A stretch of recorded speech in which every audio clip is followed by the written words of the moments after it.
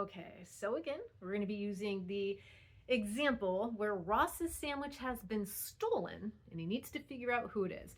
We're going to pretend we have absolutely no idea who stole his sandwich. I have the video there just to kind of for context, but not necessarily for the answers, okay? All right, that being the case, in KCA 4, we did a study. Well, now in KCA 5, we're going to be doing an actual experiment. And I recognize there's a few things that might not seem ideal in this experiment, and I will explain it. I recognize that using a laxative in an experiment probably isn't ethical. I get that. We're going to ignore that fact. We're not going to address that fact either. We're just going to go ahead and do the study or the experiment, okay? So when we do this, when we talk about protocol, let's be really specific about the protocol that we need to take in order to redo this experiment.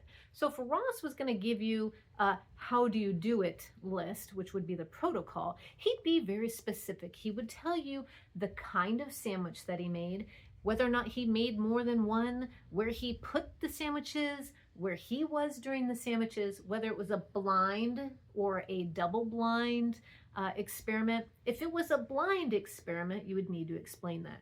And I'm going to be honest with you, it's not a double blind experiment. It can't be because Ross needs to know who stole the sandwich. And if it's a double blind study, he wouldn't be able to figure that out, okay?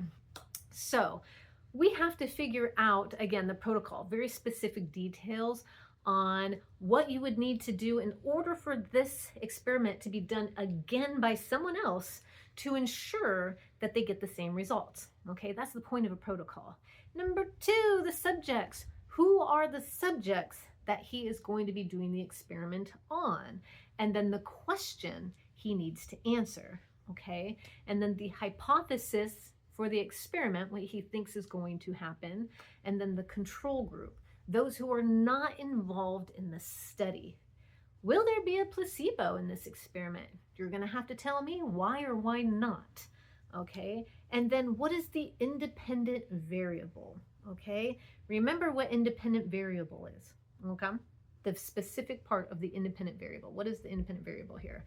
All right, and then again, whether or not this is a blind study, and what makes it a blind study if it is one. Okay, again, I recognize that the use of laxative in an experiment is unethical. We're going to look past that. In fact, we're not even going to address that in this. We're going to be specific. We're going to be to the point. We're going to bold our vocabulary and use the vocabulary in the sentences correctly as we use them in class. Okay, so I hope that makes sense. I hope you watch this because I gave you pretty much all the answers that you're going to need for this. All right, good luck. Message me if you have questions.